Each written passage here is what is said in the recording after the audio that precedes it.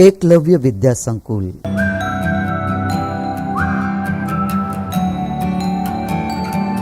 बाल दोस्तों, आप सब में से चुटकुले सुनना किसे पसंद है? अरे वाह, आप सबको पसंद है। तो आइए आज मैं आपको कुछ चुटकुले सुनाती हूँ। पहला है, एक हाथी और एक चींटी छुपन छुपाई खेल रहे थे। तो चींटी जो है वो मंदिर में जाके छुप गई। तो हाथी ने जब उसे ढूंढ निकाला तो चींटी ने पूछा कि तुमने मुझे कैसे ढूंढा? तो हाथी हंसते हुए बोला, अरे तुम्हारी चप्पल बाहर पड़ी थी तो मुझे लगा तुम मंदिर में छुपी हो, तो मैंने तुम्हें ढूंढ निकाला। उसके बाद का चुटकुला है, शिक्षक ने चिंटू को पूछते हुए कहा कि गांधी जी का जन्म किस साल में हुआ था? तो चिंटू ने कहा, गांधी जी का जन्म साल में नहीं, गोदड़ी में हुआ था। उसके बाद 3 चींटियां थी, एक काली, गोरी और पीली। तो ऐसे गोरी चींटी जो है उसने काली चींटी को पूछा कि तुम इतनी काली क्यों हो? तो काली चींटी ऐसे उदास होकर बोली कि मैं कोयले की खान में काम करती हूँ, इसलिए मैं काली हूँ। उसके बाद गोरी चींटी ने पीली चींटी से पूछा कि तुम इतनी पीली क्यों हो? तो पीली चींटी ने कहा कि मैं तो हल्दी की कंपनी में काम करती हूँ।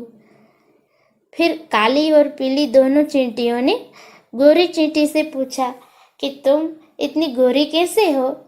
तो गोरी चींटी ने ऐसे मुस्कुराते हुए कहा कि मैं तो फेयर एंड लवली की कंपनी में काम करती हूँ। तो बाल दोस्तों, आप सबको हंसना आया? अरे आप सब तो बहुत हंस रहे हो। तो आज मैं आपको ऐसे ही चुटकुले से भरा हुआ हंसी का पिटारा सिखाऊंगी।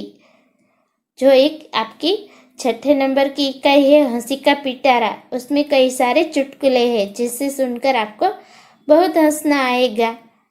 तो आइए अब हम जानते हैं हंसी का पिटारा।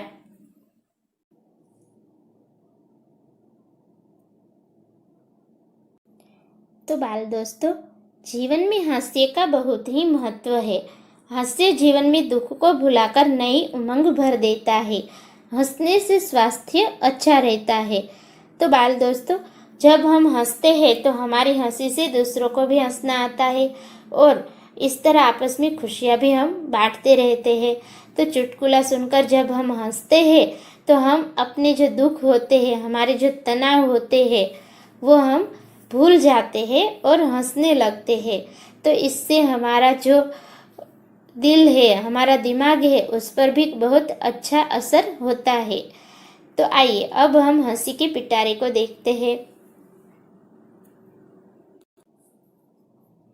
तो बाल दोस्तों, यहाँ पे आप देख सकते हैं कि यहाँ पे एक लड़का है और ये उसकी मम्मी है और यहाँ पे कुछ सुखाया हुआ है।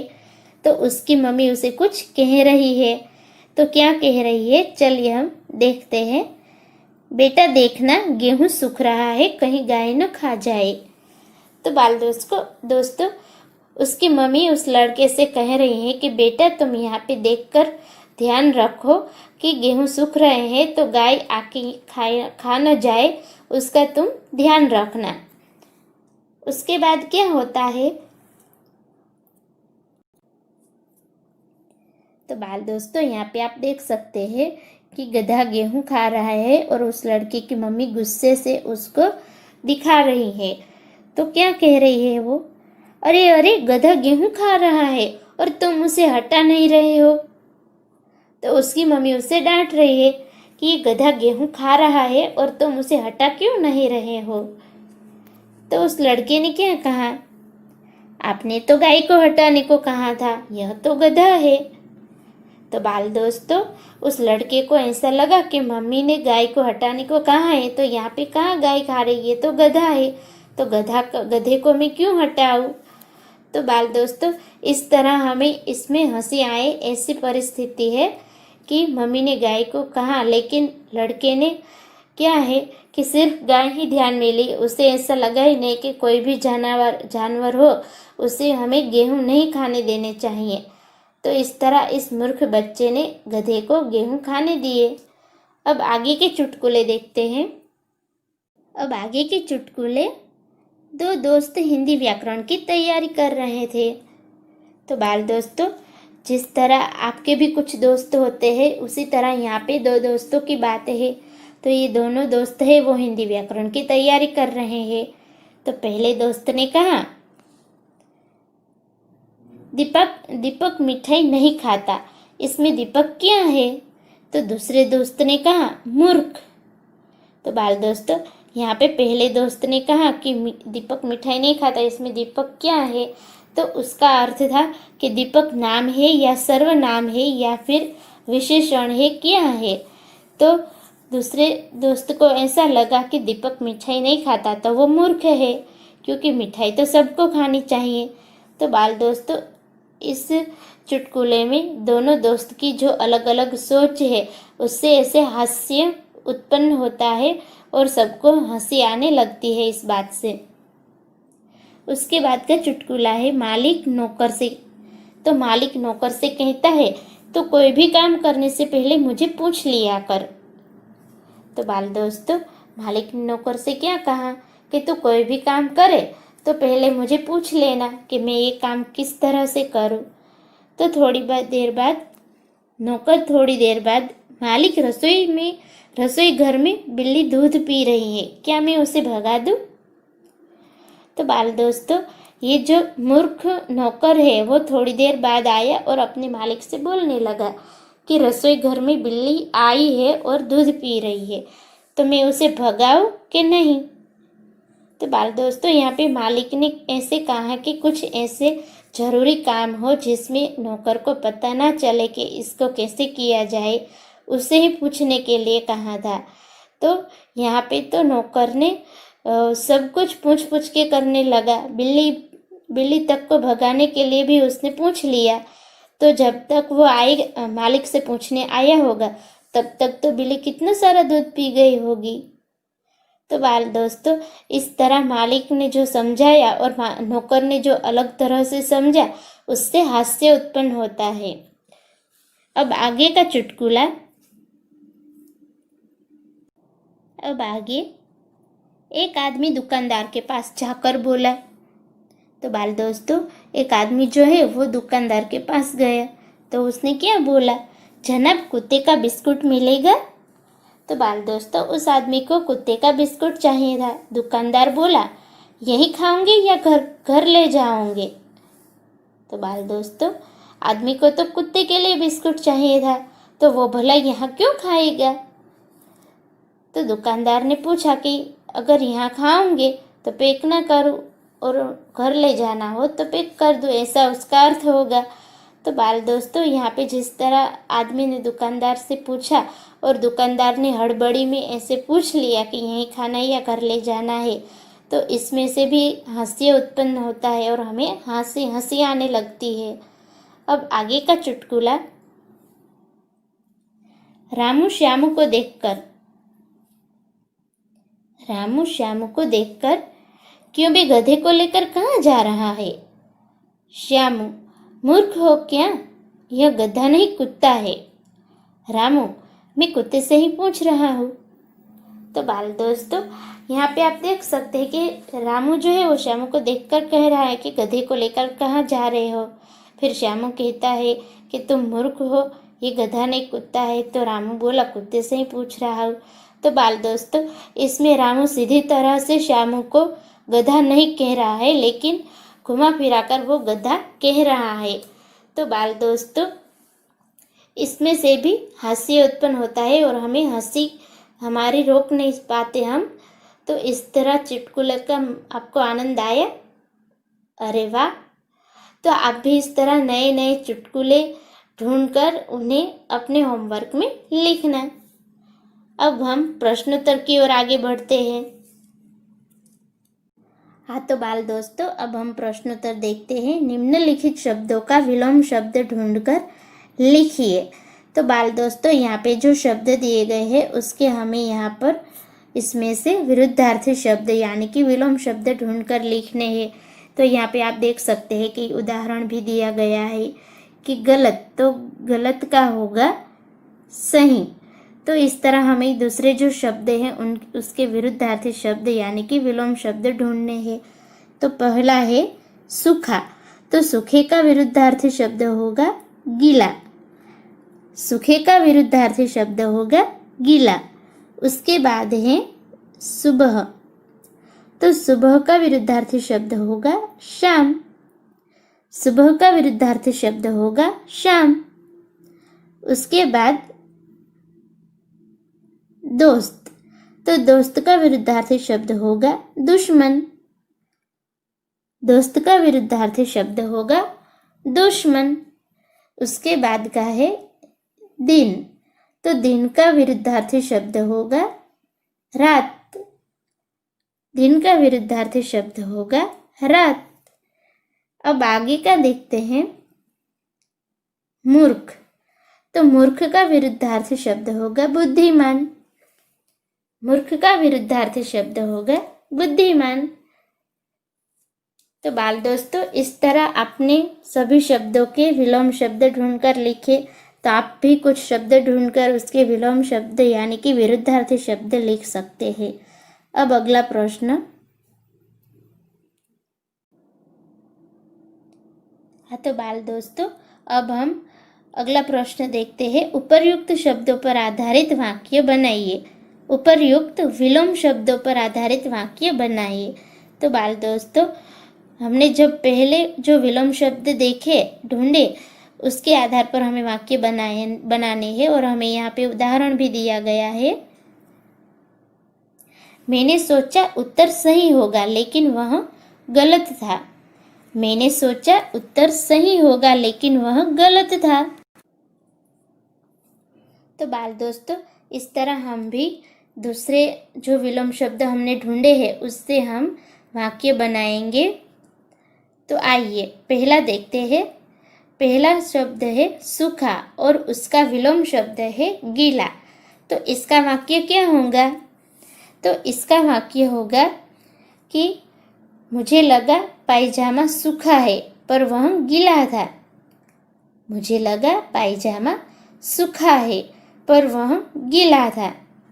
उसके बाद का दूसरा शब्द है सुबह, जिसका विलोम शब्द है शाम।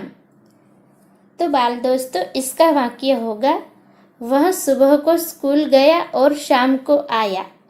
वह सुबह को स्कूल गया और शाम को आया। उसके बाद है तीसरा शब्द दोस्त। तो दोस्त का विलोम शब्द है दुश्मन। तो इसका वाक्य होगा मैंने उसे दोस्त समझा और वह मेरा दुश्मन निकला। मैंने उसे दोस्त समझा और वह मेरा दुश्मन निकला। उसके बाद का शब्द है दिन। तो उसका विलोम शब्द होगा रात। तो बाल दोस्तों, उसका वाक्य हम देखते हैं। वह दिन रात मेहनत करता है। वह दिन रात मेहनत करता है। उसके बाद का शब्द है मूर्ख। तो बाल दोस्तों, मूर्ख का विरुद्धार्थी शब्द होगा बुद्धिमान। तो उसका वाक्य जानते हैं। मैंने उसे मूर्ख समझा पर वह बुद्धिमान निकला। मैंने उसे मूर्ख समझा पर वह बुद्धिमान निकला। तो बाल दोस्तों, आप भी इस तरह जो दूसरे विलोम शब्द ढूंढेंगे तो उसको ढूंढकर उसके वाक्य बनाएंगे तो आपको भी बहुत मज़ा आएगा लिखने में। तो बाल दोस्तों, मैंने ये जो विलोम शब्द के आधार पर वाक्य बनाकर आपको सुनाए हैं, ये आपको ध्यान से सुनकर अपनी बुक में लिखना है। अब आगे का प्रश्न देखते हैं। इन्हें और क्या कहते हैं, छांट कर लिखिए। तो बाल दोस्तों, यहाँ पे जो 4 शब्द दिए गए हैं, इन्हें और हम क्या कहेंगे? तो और हम क्या कहेंगे, तो इसका अर्थ है कि इसको दूसरे शब्द में क्या कहेंगे, इसका क्या अर्थ होता होगा। तो बाल दोस्तों, एक तरफ से इस शब्दों को हमें इसमें से इसके समानार्थी ही ढूंढने हैं। तो आइए अब हम समानार्थी देखते हैं। पहला है दोस्त। तो बाल दोस्तों यहाँ पे उदाहरण भी दिया है कि दोस्त यानी कि मित्र, तो ये उसका समानार्थी शब्द है। तो यहाँ पे देख सकते हैं हम दोस्त है तो उसका यहाँ पे मित्र समानार्थी शब्द है।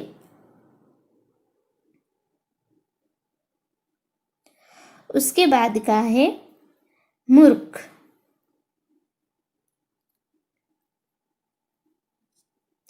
तो मूर्ख का है बेवकूफ। तो ये बेवकूफ शब्द है, ये मूर्ख का समानार्थी है। उसके बाद है सुबह। तो सुबह का समानार्थी होगा प्रातः काल। तो सुबह को हम प्रातः काल भी बोलते हैं। उसके बाद है वक्त। तो वक्त को हम समय भी कहते हैं। तो बाल दोस्तों इस तरह हमने एक एक करके सभी शब्दों को छांट कर लिखा, समझा और उसके समानार्थी शब्द भी समझे। अब आगे का प्रश्न हम देखेंगे। तो ये अगला प्रश्न है, उपर्युक्त समानार्थी शब्द आधारित वाक्य बनाइए। तो बाल दोस्तों जब हमने समानार्थी शब्द ढूंढे तो उस शब्द के आधार पर हमें वाक्य बनाने हैं। यहाँ पे आप देख सकते हैं कि यहाँ पर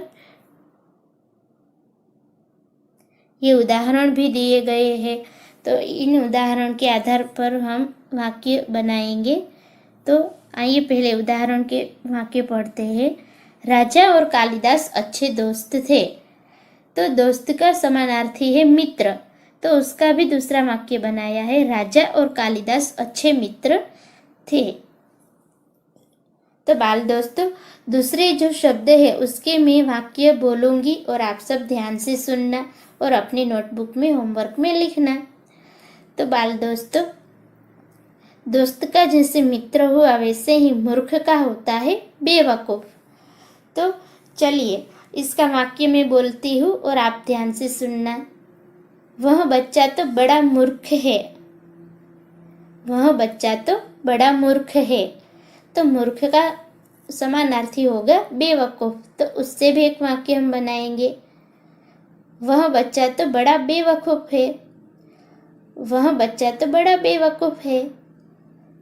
अब आगे का शब्द देखते हैं, सुबह। तो सुबह का वाक्य हम बनाएंगे कि दादी माँ सुबह सुबह पूजा करती है। दादी माँ सुबह सुबह पूजा करती है।